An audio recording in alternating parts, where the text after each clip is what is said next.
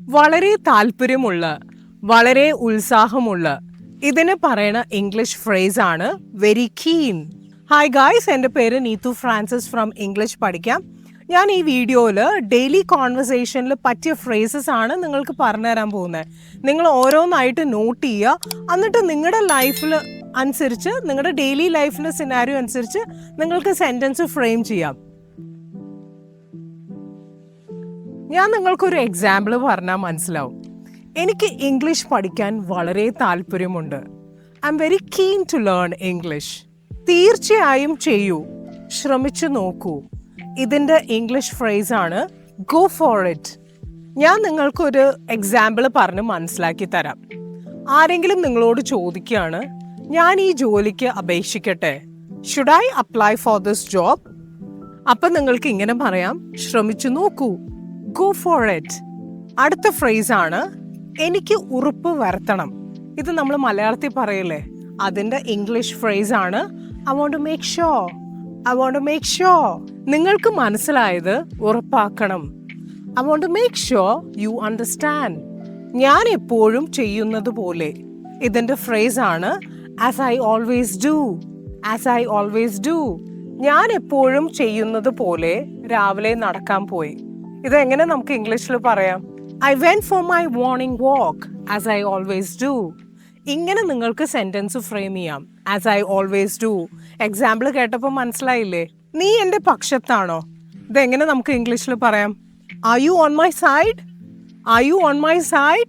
നീ എൻ്റെ പക്ഷത്താണോ അതോ നീ അവനെ പിന്തുണയ്ക്കുമോ?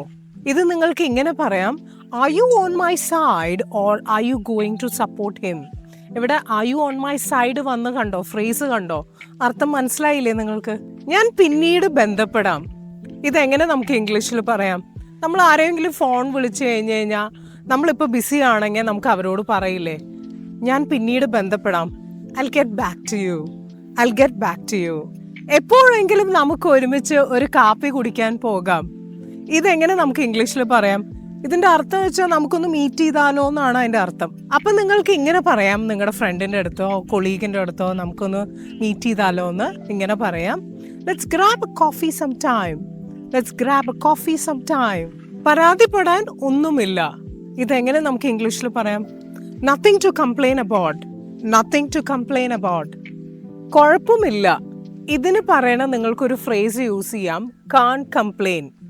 കാൺ കംപ്ലെയിൻ. അതിൻ്റെ അർത്ഥമാണ് എല്ലാം ഫൈനാണ്, എവറിത്തിങ് ഇസ് ഫൈൻ. കാര്യങ്ങൾ എങ്ങനെയുണ്ട്? ഞാൻ നിങ്ങൾക്കൊരു എക്സാമ്പിൾ പറയാം.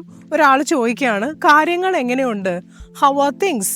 അപ്പം നിങ്ങൾക്ക് ഇങ്ങനെ പറയാം, കുഴപ്പമില്ല, കാൺ കംപ്ലെയിൻ. നിങ്ങൾക്ക് എങ്ങനെ അറിയാം? അതുപോലെ നിനക്കെങ്ങനെ അറിയാം എന്ന് ചോദിക്കില്ലേ?